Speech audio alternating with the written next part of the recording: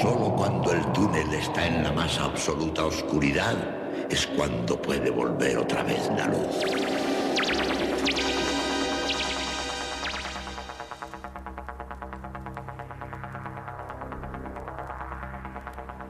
Estás entrando en el espacio en blanco. Una puerta a nuevas dimensiones de la existencia. Una nueva perspectiva sobre la realidad. Espacio en blanco.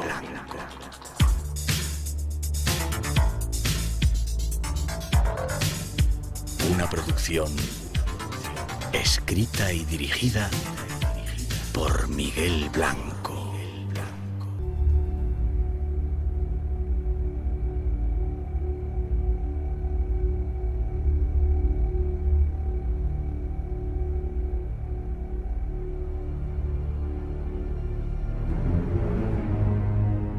Cuando los aliados liberaron Europa, quedaron horrorizados. No era solo el terrible espectáculo de los campos de exterminio nazis, sino que lo que realmente les horrorizó fue que tras esos campos de exterminio había una ideología diferente a todo lo conocido.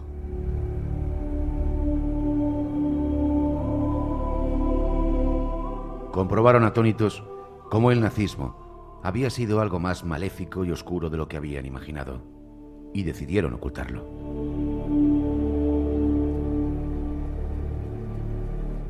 Han tenido que pasar muchos años para que con el paso del tiempo comencemos a acercarnos a la verdad.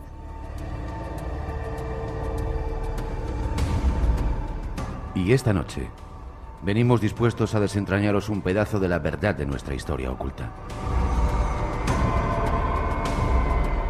Porque ya sabéis, quien no conoce su historia está condenado a repetirla.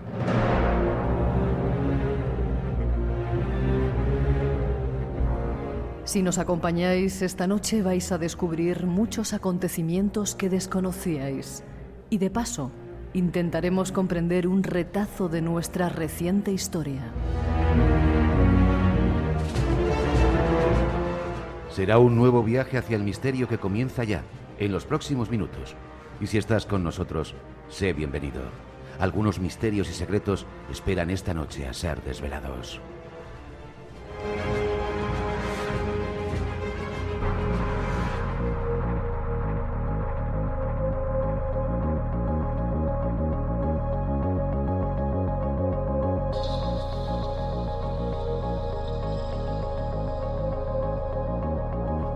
La historia es algo que nos preocupa. Desenterrarla y sobre todo entenderla es algo que queremos hacer. Y para ello tenemos con nosotros a un compañero, Enrique Vicente, escritor, director de la revista Año Cero, investigador desde hace muchísimo tiempo de este asunto. Buenas noches, Enrique. Muy buenas noches, Miguel. Un placer que estés con nosotros. Bueno, sabes que para mí siempre es un placer estar en Espacio en Blanco, que para mí es como una criatura muy querida, claro. Empecé contigo desde el primer espacio de programa en blanco como colaborador tuyo, hasta que, bueno, tantas cosas que tenía en aquel entonces, la revista, un programa de televisión que hacía en Telemadrid, me impidieron seguir aquí, pero sabes que para mí sigue siendo una criatura muy, muy amada. Forma parte de tu vida, como te digo, y espero que vuelvas a ser compañero nuestro. Estoy viendo tenemos un mundo aquí, un globo terráqueo, desde donde se nos están conectando los oyentes, cantidad de personas en Sudamérica, en América, en Asia, en montones de lugares. Os saludamos. Yo recibo comentarios de muchas partes con respecto no solamente a alguna intervención que he tenido el año pasado, sino intervenciones antiguas. Y bueno, para mí, sabes que soy muy crítico con Internet, con los ordenadores, con los teléfonos móviles, con cómo a través de eso se nos está controlando, pero sin embargo la maravilla, he tardado mucho en entrar en Facebook. En mayo de este año una amiga me metió ahí, no me metí yo, pero ha sido descubrir un mundo fantástico. Y desde luego, yo que soy fan de la página de Espacio en Blanco, pues en cuanto supe cómo funcionaba aquello, me hice fan, me resulta interesantísimo seguir, normalmente lo sigo al día siguiente, todos los comentarios de la gente tan entusiasta. Yo saludo desde aquí a los amigos de Facebook, y es muy interesante y muy aleccionador escuchar sus comentarios, porque a veces nos perdemos un poco y pensamos, este tema interesa, aquel interesa, y bueno, lo importante es lo que la gente descarga, lo que la gente vota, lo que la gente comenta. Tú llevas interesado por el tema. Vamos a entrar en el asunto, si te parece. El tema de Hitler y de la Segunda Guerra Mundial desde hace mucho tiempo, ¿verdad, Enrique? Pues ¿Y por qué? Desde que era un chaval, no, muy simple. Mira, yo desde que era un niño me interesaba lo extraño. Lo que pasa es que tenía muy pocos medios para interesarme. Pues en mi familia no había biblioteca y desde luego las cosas raras siempre les echaron para atrás. Pero leía, en aquel entonces estábamos hablando de la época de Franco, años 60, y el ABC, que era lo que se podía leer. No existía ninguno de los periódicos actuales, salvo el ABC. Y de repente yo ahí leía cosas, artículos, pues del Ku Klux Klan. Tardé más tiempo en descubrir los platillos volantes, porque no se hablaba todavía entonces en el ABC, pero de repente un día leo un artículo sobre un libro que ha salido en Francia que se llama El retorno de los brujos. Me volví loco, así que me fui a la librería francesa, que estaba en la calle Alcalá, y lo compré en francés, que yo he estudiado el francés el bachillerato, y tengo Le Matin de Magicien, y bueno, lo leí tan a marchas forzadas que cuando no había acabado la cuarta parte del libro, descubrí que había salido en español, al cabo de un tiempo salió, pero tardaba mucho tiempo en leerlo. Bueno, yo era muy loco.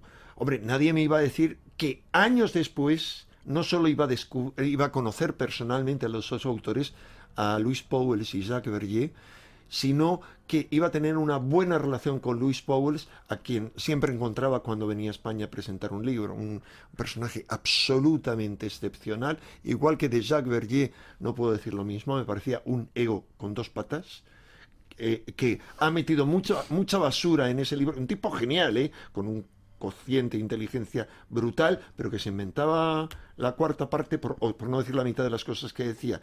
Entonces ahí dedicaban una amplia parte que se titulaba Algunos años en el más allá absoluto, si la memoria no me falla, al tema del nazismo esotérico. Bien, yo es algo que investigué a fondo. En el año 71 estuve viviendo un año en Francia, aunque yo trabajaba desde muy joven, pues ahí me pedí una excedencia, y estuve estudiando en la Escuela de Altos Estudios de la Sorbona. La verdad es que era una forma de justificar mi estancia allí, sobre todo de comer por un franco en los restaurantes universitarios. Con muy poco dinero tenía que sobrevivir. Y me dedicaba la mayor parte del día a ir a archivos y bibliotecas. Entonces no solamente fui a todas las fuentes originales de las que supuestamente habían bebido ellos, sino que encontré en la biblioteca de Saint-Geneviève parte de los archivos de Annenherbe, una supuesta organización esotérica, y bueno, descubrí que mucho de lo que se contaba ahí era fantasía. Con el tiempo he descubierto que mucho más es fantasía, pero aún así, tras esa fantasía y tras muchas mentiras, muchas tonterías, se han inventado cosas. Se han inventado la existencia de sociedades que no se encuentran en el rastro realmente, como la sociedad Brill o del Brill. Se han inventado maestros ocultistas para Hitler. Pero la parte auténtica es tan fascinante. Yo, como sabes, Miguel, he hecho de todo por poder investigar aquello. O sea, busqué a gente que investigaba, tú lo has comprobado, cuando vino al programa Espacio en Blanco, el gran teórico moderno de todo el nazismo esotérico, que era Miguel Serrano. Oíste cómo me saludaba y el comentario que le hacía un adláter suyo. Que yo me quedaba alucinado. ¿Lo podemos decir? Lo puedes decir, claro, pero me quedo alucinado porque nunca ha sido ni una cosa ni la otra. Di lo que dijo más o menos. ¿Que tenían que fusilarte? No, bueno, decía, mira, aquí tienes a Enrique, que era un buen nacionalsocialista en la puñetera vida. En la vida. No recuerdo que también. En la vida. Pero decía eso porque yo, ahora contaré cómo lo conocí y me fui a su casa de Suiza.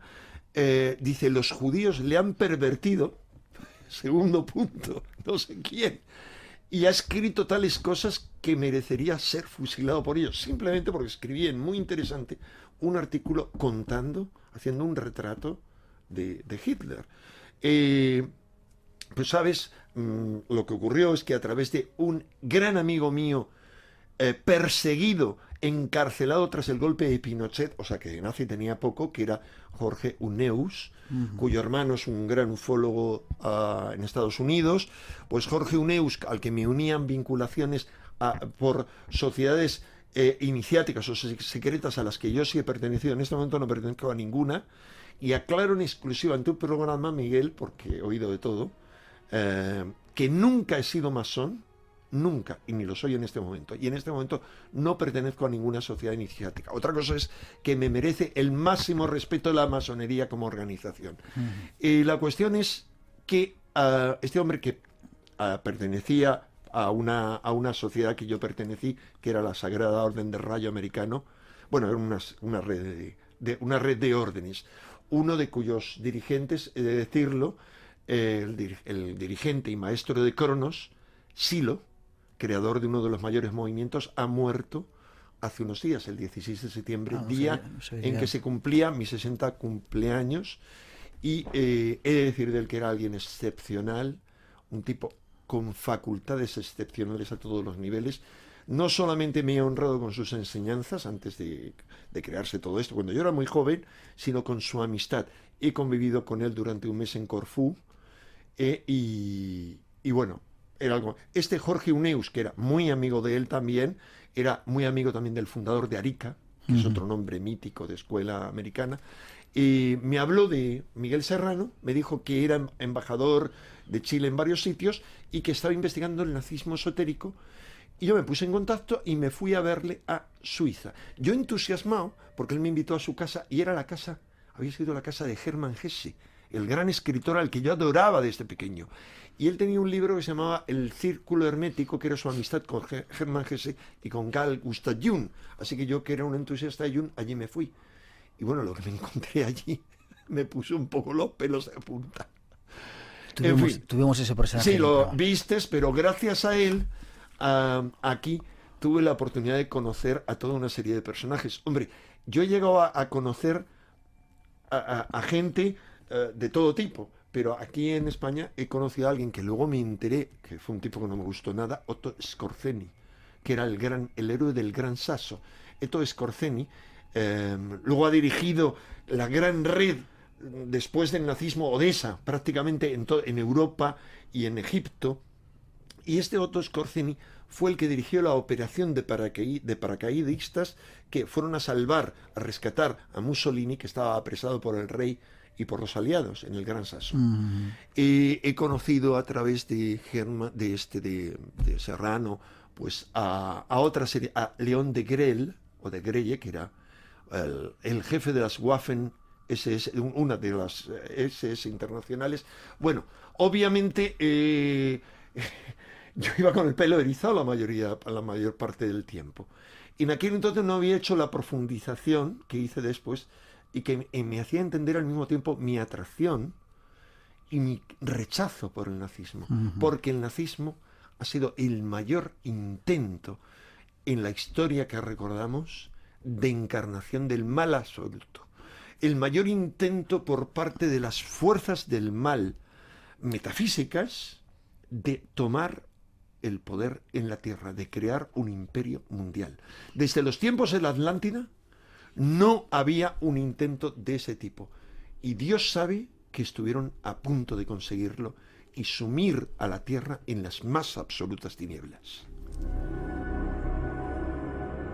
Te me has adelantado la pregunta. Te pido que te volveré a tener que pedir que seas más sintético. Decíamos en esa introducción que cuando los aliados derrotaron a Hitler se encontraron que había algo más. Quizá era eso que tú has dicho, que detrás del nazismo había no solamente un personaje aparentemente siniestro, sino algo más. Quizá las fuerzas del mal encarnadas en un personaje y en todo un movimiento para meterse aquí en la Tierra. Eso lo sabían los aliados. Lo sabían. Es decir, había gente, cuando yo digo lo sabían los aliados, no estoy emitiendo una opinión, no. Estoy hablando de algo que he corroborado en archivos. Es decir, en los archivos Roosevelt, que se conservan en Nueva York, en una que fue su casa en Central Park. Entre otros, hay todo un montón de documentación que demuestra que Roosevelt, presidente de Estados Unidos, el presidente que ha sido más tiempo presidente de Estados Unidos, durante 4 mandatos, imposible si no hubiera sido por la guerra, y el que fue su vicepresidente durante uno de los mandatos, que fue Henry Wallace, que es el responsable, el que le sugirió meter el símbolo en el billete de dólar y que lejos de ser un Illuminati, no fue él, sino el maestro de ambos, Nikolai Roerich, el que les dio esa sugerencia. Ellos sabían perfectamente a lo que se enfrentaban. Por eso fue el intento enloquecido de que Estados Unidos entrase en la guerra. Vamos a ver. Antes de Pearl Harbor, exactamente el 11 de septiembre de 1941, es decir, con toda precisión, 70 años antes del 11 de septiembre, tuvieron lugar 3 sucesos simultáneamente. 1. Wallace y Roosevelt van a donde ahora se levanta el Pentágono y con un ritual masónico ponen la piedra fundacional del Pentágono, que es el símbolo de protección pentagonal por excelencia para los Estados Unidos y que solo es quebrado 70 años después en el ataque, lo que fuera, del 11 de septiembre. 1. 2. Roosevelt aprovecha para comunicar oficialmente que unos días antes un submarino alemán ha hundido a un carguero americano. Lo que no decía es que había habido una agresión previa por parte de los americanos y que realmente ese carguero americano transportaba, digamos, provisiones para los ingleses. 3. El famoso aviador Lindbergh, que había cruzado el Atlántico supuestamente por primera vez, no era la primera vez, y que era el héroe nacional, era muy amigo de Hitler, había sido invitado por Hitler a Alemania, y hace un vibrante discurso el 11 de septiembre en la localidad de Des Moines, que es una localidad muy pequeña, pero hoy es la sede de Wallace, del gran esoterista, en la que es vitoreado en contra de la intervención de América en la guerra. En ese momento, el 80% de la población está en contra de cualquier injerencia de América en la guerra. ¿Qué ocurre? Solo 3 meses después permiten que se produzca el ataque a Pearl Harbor, porque lo permitieron, sabían que iba a haber un ataque. Ahora, ¿qué podían hacer? Teóricamente eran criminales por haber, es decir, si se les hubiera juzgado debidamente, traidores a la patria. ¿Pero qué iban a haber hecho? En contra del 80% de la opinión pública, atacar a los japoneses diciendo que venían a por ellos. Era muy difícil la situación, ciertamente. Ahora, Roosevelt, no Wallace, que era un tipo muy noble, muy espiritualoide, estaba deseoso de entrar en la guerra y realmente se entusiasmó. Pero no se entusiasmó, como dicen muchos, porque él era un comunista, y como le llaman también a Wallace, porque ciertamente había una simpatía por Stalin, que luego hablaremos de él, porque si Hitler era la encarnación de una fuerza diabólica, explicaremos por qué, y según quiénes, Stalin lo era aún más a otro nivel. Pero se encuentran entusiasmados porque saben que existían muchas probabilidades de que el mal se adueñara de la tierra. 12:27. Vamos a hablar de todo esto esta noche. Hay un montón de trayectos que vamos a intentar hacer. Después de esa primera introducción, os presentamos a un personaje y tratamos de hilar esta noche. Si Enrique de Vicente nos deja.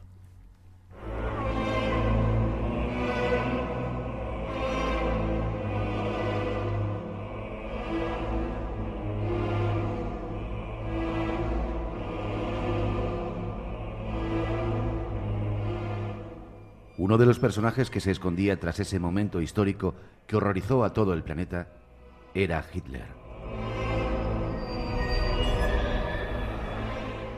Muchos se preguntan aún hoy en día a qué se debió su espectacular ascensión al poder y esa incomprensible atracción que ejercía sobre el pueblo alemán. ¿Qué extraña fuerza animaba a aquel hombrecillo que estuvo a punto de cambiar el destino del mundo hace ya 75 años?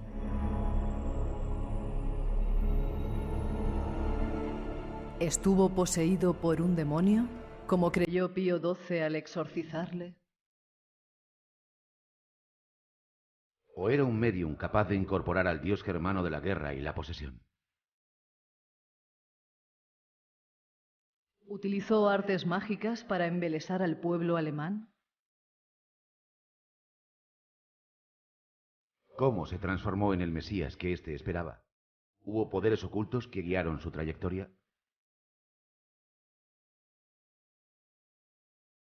A muchas de estas preguntas contestará nuestro invitado en un tiempo apasionante.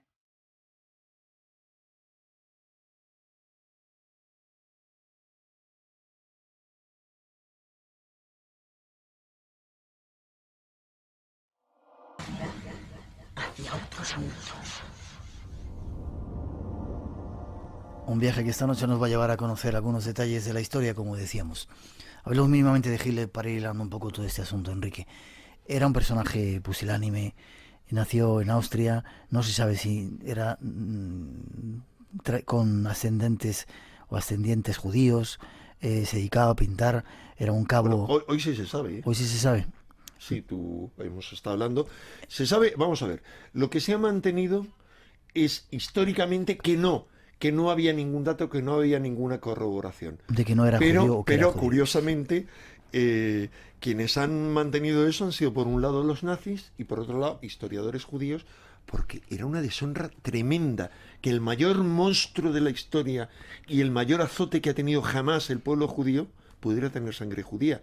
Lo que pasa es que hay análisis genéticos muy recientes, como sabes, que demuestran análisis genéticos de parientes cercanísimos de Hitler, todo lo que han podido hacer, y han comprobado que tenía sangre judía y sangre africana. ¿Sí? Sí, está vamos, publicado. En internet pueden encontrar la investigación, con quiénes habían sido los investigadores, porque, como sabes, su abuela paterna había tenido al padre de Hitler de sus relaciones con alguien que no se sabía con quién era. Finalmente se casó con otra persona, pero ella había servido en casa de dos millonarios judíos. Y se sospechaba que era uno de ellos. Bueno, eso está aclarado. A los 17 años parece que le ocurre algo. Junto con su amigo en la colina de Lee, Friedenberg, 17 años, parece que se transforma y empieza a salir un poco la personalidad que luego le convertiría en ese extraño personaje, ¿no? Absolutamente. Esta es una descripción de la que se puede dudar poco. Vamos a ver, hay varias fuentes sobre Hitler. Hay fuentes sobre las que existen pocas dudas. En este caso es un libro que tiene Augusto Kubitschek, y Augusto Kubitschek no se puede dudar de él. En todo caso, a favor de Hitler sí se podría dudar. Era uno de sus amigos. Era íntimo amigo suyo, era su único amigo de juventud, y que luego se va a convertir posteriormente en el director de una orquesta importantísima alemana. O sea, un personaje notable. Y él da una descripción que yo he resumido aquí al comienzo de un amplio informe que publicó este mes en la revista Año Cero, un informe de 12 páginas. Es un resumen, ¿eh? Se volvió hacia mí. Estaba conmocionado. Las palabras no salían de su boca con la fluidez acostumbrada. Nunca le había oído hablar de aquella manera. Era como si otra persona se expresara por su boca, y él mismo escuchase con emoción y asombro sus palabras. Hablaba de un encargo que recibiría un día del pueblo para conducirlo de la esclavitud a la libertad. Y dice mucho más.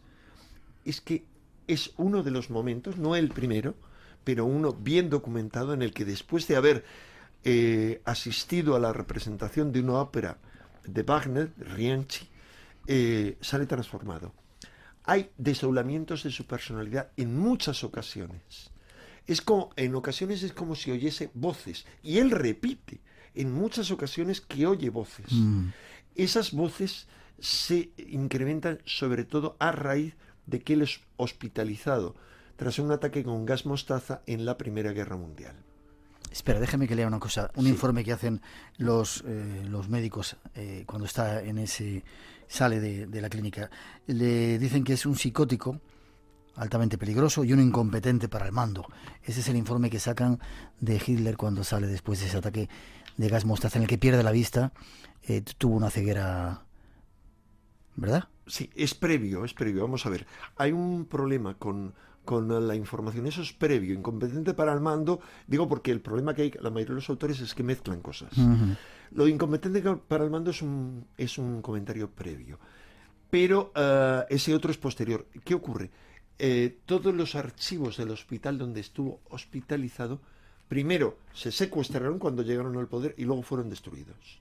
Es decir, había intención expresa de que no se supiera lo que Hitler le ocurrió en aquel hospital. Y hay una hipótesis que yo desarrollo en este informe de la revista de Año Cero, según la cual no hay ninguna duda de que hubo un famoso psiquiatra alemán que trató a Hitler, porque está documentado que se le llamó, era un profesor de la universidad, se le llamó expresamente, era Edmund Forster, y era un tipo de procedimientos muy brutales, muy criticado, que utilizaba la hipnosis, pero de forma muy brutal.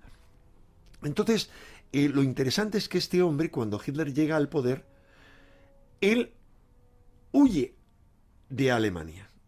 Pero él había publicado anteriormente una entrevista. Y había habido alguien a quien habían llamado un experto para que les asesorara a los editores a ver si podía ser cierta o no la entrevista.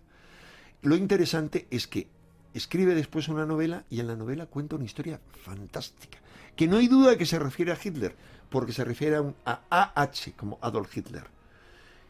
Y lo que ocurre es que ya una vez que están bien establecidos en el poder los nazis, tanto él, este psiquiatra, como la otra persona que conocía el tema a fondo, aparecen muertos. Uno asesinado y el otro es muerto. ¿Qué es lo que él dice en esa novela? Lo que él dice es que se encuentra con un soldado que tiene histeria, que es un histérico. ¿Qué es lo que le ocurría ante el gas mostaza? Él sufre una ceguera, pero una ceguera histérica. Y la única forma que se le ocurre de devolverle a la cordura es fomentar algo que descubre en su psiquismo, y es que él oye voces. Y él está convencido que oye voces a alguien que le habla algo, y él cree que es como que escucha la divina providencia, y le refuerza con eso en la idea de que él tiene una misión, que es salvar a Alemania. ¿Qué es lo que ocurre? Aquí se produce seguramente, mi tesis es la siguiente. Hitler era una persona con cualidades mediúmnicas, si quieres luego vamos a hablar de eso. ¿Por qué? ¿En qué me baso para decir eso? En intervenciones como esta, este psiquiatra lo que abre son vías a través de la hipnosis para que esa mediunidad de Hitler se amplifique y se canalice de una forma determinada en esa línea de salvar a Alemania. Y actuará luego como un medium sumamente eficaz. Yo creo que no solamente fue él, sino que posteriormente hubo otros que están bien documentados que fomentaron en él sus capacidades mediúmnicas. Vamos adelante, si te parece. 2:36, 900, 137, 137, por si queréis preguntar. 900, 137, 137. Hay más datos que yo he leído en la documentación que tengo y en este artículo que has publicado, y es que cuando Hitler se ponía a hablar, incluso hasta sus propios enemigos, al cabo de un rato cambiaban de idea y le aplaudían y levantaban la mano y le vitoreaban. Había un extraño poder de convicción en él. ¿De dónde surgía eso? Así es. ¿Estaba poseído por alguien? Aquí, como sabes, doy toda una serie de testimonios tan diversos como el archiduque Otto de Habsburgo, que hoy en día es uno de los, bueno, no sé si habrá muerto en estos 2 últimos años, uno de los europeístas, diputado del Parlamento Europeo más notables, que era enemigo suyo.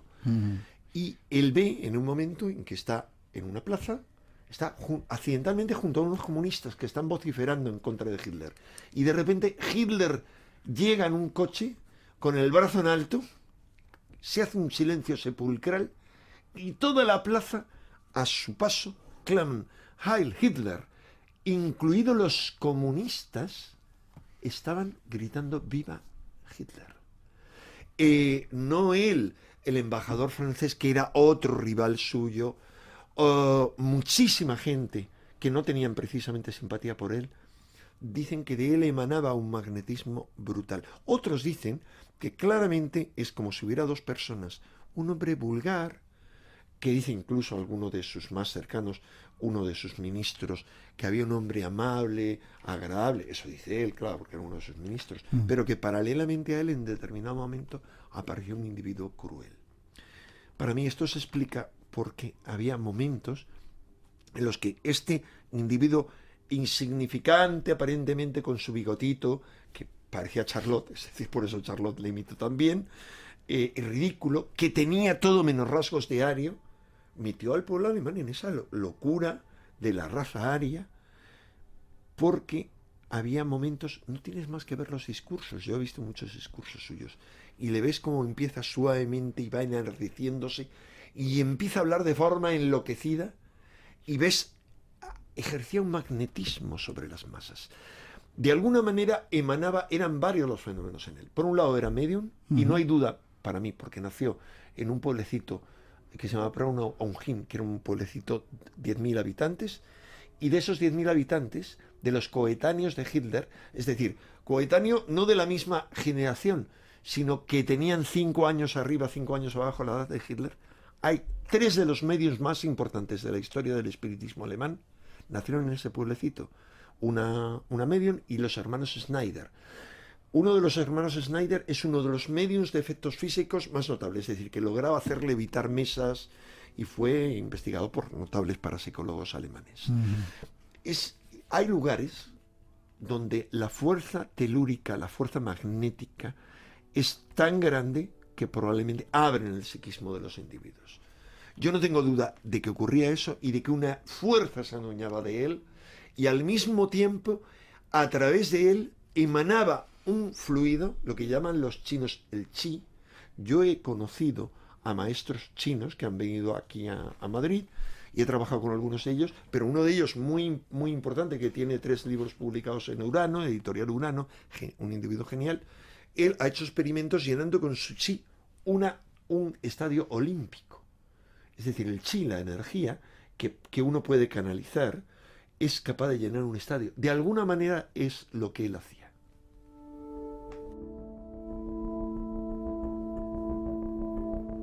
Más datos para sacar a la luz algunos pormenores de esta personalidad de este individuo.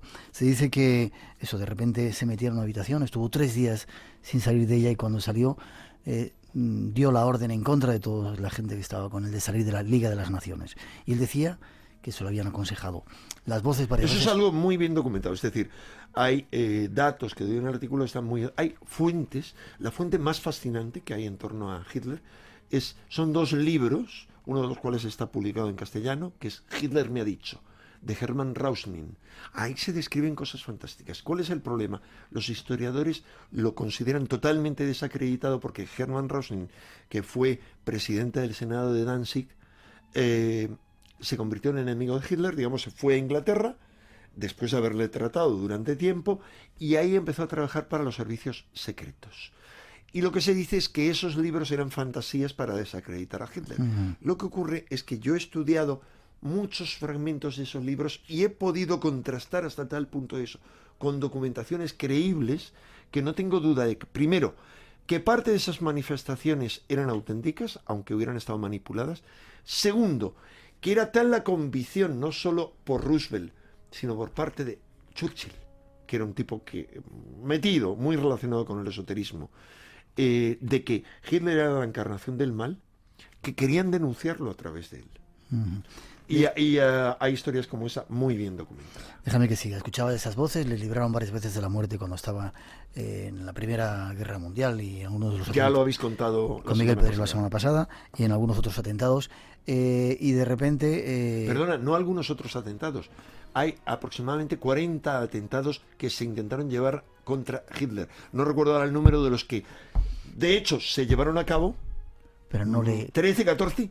Ni uno. O sea, tú ves la película Valkyria, creo que ya dedicamos un espacio al tema de Valkyria, porque eran tipos espiritualistas los que había detrás, y uno ve cómo las circunstancias siempre le salvan. Ahora, ocurrió con él y ocurrió también con los aliados. O sea, Roosevelt, que tenía unos problemas de salud tremenda, casi duró hasta el fin de la guerra. O sea, duró hasta ver hundido a Hitler, no a los japoneses. De otro, Patton, el general Patton, que era un convencido creyente en la reencarnación absoluto y de que estaba combatiendo contra el mal absoluto, él iba a pecho descubierto en la guerra, iba dirigiendo a los ejércitos desde su jeep.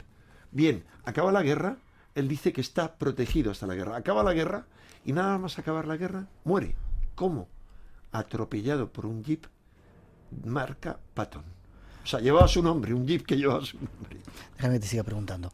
Los alemanes pensaban que era su Juana de Arco particular. Algunos estudiosos han dicho Eso lo dice Carl Gustav Jung, nada más y nada menos. Algunos seguidores dicen que era la representación del dios Botán. Carl Gustav Jung lo dice. Sin embargo, para los aliados estaba poseído por el diablo, e incluso Pío XII, creo que era, le exorcizó. Varias veces. No hay ninguna duda a ese respecto. Es decir, la polémica en torno a Pío XII ha sido brutal. Dios me va a librar a mí de dedicarme a defender a Pío XII ni a ningún papa, pero hay que ser justo. Es decir, no se puede ser... La campaña que ha habido en contra de Pío XII ha sido tremenda. Se puede decir por muchos motivos, pero ciertamente se le ha reconocido a Pío XII, no sé si de manera oficial, formal, pero si no de manera informal, por parte de varios próceres del judaísmo muy importantes, como Justo entre las Naciones, que es el título que se le da a toda la gente que salvó a judíos, que lucharon para salvar a judíos. Entonces, como Schindler, el famoso de la lista de Schindler, ¿qué ocurre? Que por un lado le exorciza porque él ha sido nuncio apostólico en Berlín, y yo en mi artículo doy un montón de referencias de documentos de Pío XII en el que dice que es la encarnación absoluta del mal. ¿Por qué no lo proclama públicamente? Lo que se le echa en cara a Pío XII es que lo proclame. Y yo digo, a mí me parece que lo normal es que no lo haya proclamado, porque si hubiera proclamado eso, la persecución...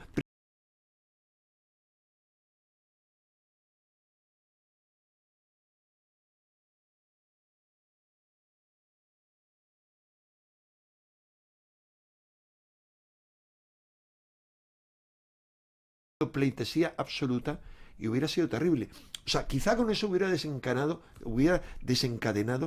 una guerra civil, pero era muy difícil tal como estaba Alemania.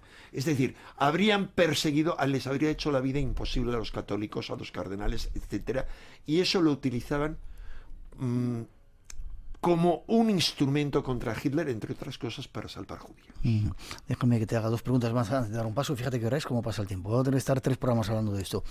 Él pretendía, parece ser, crear un culto pagano en Alemania y en el resto del mundo, y por eso esa cruzada, ¿no? Bueno, esto es incorrecto. Es decir, él lo que pretendía era a lo que responde su lema, que era Ein Reich, o sea, un imperio, Ein Volk, un pueblo, Ein Führer, un líder. Él era el líder, pero era un Reich mundial. Realmente la pretensión última suya era crear un Reich de los 1000 años, que durase 1000 años. Mundial. Al menos en los mapas estaba perfectamente estructurada Europa, pero con la capital en Berlín, pero no pensemos, estaba toda Europa, incluida la España de su supuesto amigo Franco, estaba considerada dentro del imperio. Pero por supuesto sin Franco por medio, porque no era España, estaba dividida en Euskadi, con un nombre en alemán, Cataluña, o sea, lo que ahora son las autonomías, eso lo hubiera llevado a cabo. ¿Cómo? Porque había solamente un imperio, y era despedazar todo el imperio para dominarlo, y quienes estaban dirigidos a dominar eso era la raza nueva que él estaba creando, que podemos hablar luego de cómo trataba de crear esa raza. Ahora, cuando hablas del nuevo culto, el nuevo culto se debe a Heinrich Himmler. Y si quieres, luego damos todo tipo de detalles sobre ese nuevo culto. Damos el último paso. Hitler se da cuenta que está perdiendo la guerra. Se suicida teóricamente en el búnker. Teóricamente también muy cerca de la noche de Walpurgis. No, vamos, en la tarde, que esa noche es la noche de Walpurgis. Una noche importante para los cultos. Vamos a ver, no solamente para los cultos paganos, sino que es una de las noches, de las 2 noches, en las que se abren las puertas hacia el más allá. Pero hacia el más allá, hacia las fuerzas de la oscuridad y las tinieblas. Es como una noche de puertas mágicas. Se ha dicho mucho acerca de que Hitler hubiera sobrevivido. Yo no lo creo en absoluto.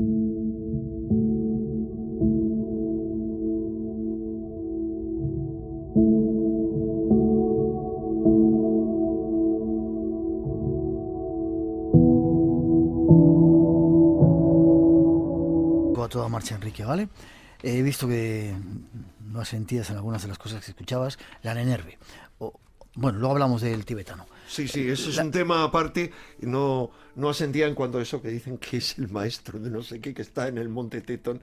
Eso lo dice un grupo, por ser suaves, que es el de Elizabeth Clare Prophet, con el cual no comulgo en absoluto. Bien, la Nenerve. ¿Era un grupo realmente donde estaban metidos todos los interesados en el mundo espiritual, esotérico, y que buscaban todos los objetos de poder, como se ha contado, o no tiene nada que ver? No.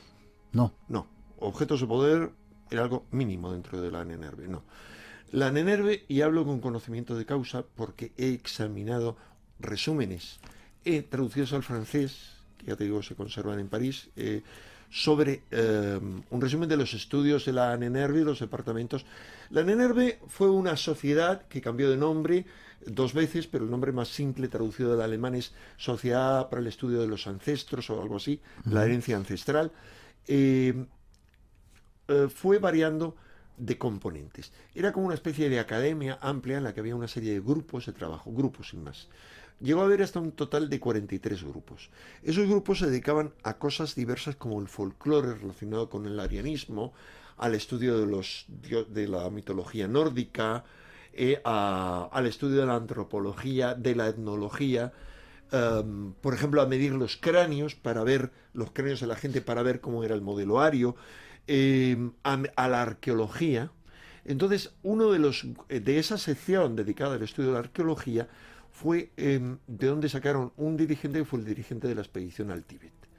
Realmente en la expedición al Tíbet había varios estudiosos que iban y solo uno de ellos, eso está ya bien estudiado, hay un libro ahora en castellano que se llama algo así como La Cruzada Secreta, no sé porque tengo el original en inglés, donde se estudia bien la documentación y ahí lo que viene a decir es como que no había nada de esotérico. Cuidado, el problema es que los archivos que él ha estudiado, que son más amplios que los que yo estudié, no, pero porque lo que pudieran llevar de esotérico lo llevaba a un individuo, que era realmente el que andaba pringado en eso.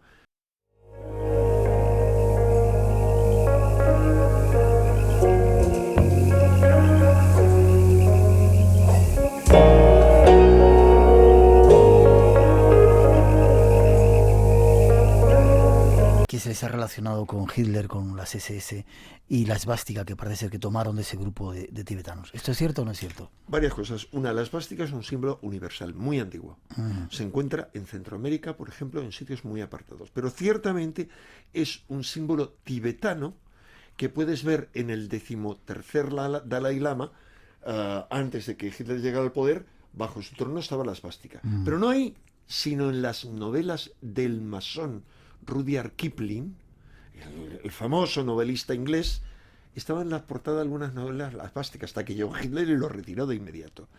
¿De dónde había tomado el budismo tibetano la esvástica? Muy interesante, porque la esvástica era el símbolo de los monetes negros. Dentro de las líneas tibetanas hay unos que van con gorro negro, que realmente no son budistas inicialmente, sino que se les llama Bonpo. Son chamanes que desde muy antiguo practicaban la hechicería.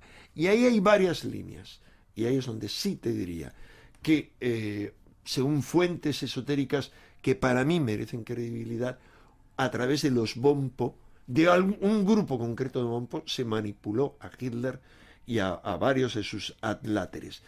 Ese es el primer punto. Pero segundo punto, se ha dicho que murieron muchos tibetanos combatiendo en Berlín. Cuidado. Cuando se dice tibetanos, se ignora que budistas tibetanas no solo es el Tíbet, sino Mongolia y varias repúblicas rusas. Por ejemplo, te comentaba hoy que el presidente de una república rusa, de la Kamulkia, que dice que ha sido abducido por extraterrestre, esa república es budista tibetana. Y está en Rusia, en Siberia. Es decir, hay muchas repúblicas siberianas que son budistas tibetanas. Y eran rusos blancos que estaban en contra del comunismo, que habían ido a combatir con Hitler. Qué curioso cómo se desmonta la historia cuando se va profundizando. Cuidado, se desmonta en parte. Ahora, es mucho más interesante quedarse con la parte enigmática. La verdad es mucho más sorprendente que todas las paparruchadas que se cuentan. Intentamos esta noche hacerlo.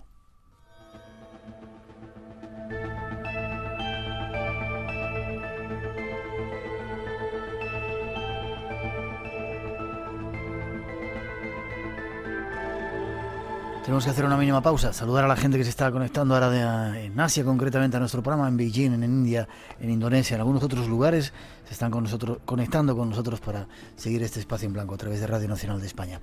Mínimamente, Enrique, en 10 segundos, ¿es cierto que los hindúes adoraban a Hitler y los árabes le rezaban porque creían que era la reencarnación o ese otro personaje iba a venir? Algunos hindúes sí. Y no solo eso, sino alguien tan venerado como Gandhi tenía muy buena amistad con Hitler. Yeah. Hitler le tenía en su biblioteca todas sus obras y había escrito cartas de buena voluntad. Otros iban en contra a muerte, y podemos hablar de ello, porque sabían que era la encarnación del mal.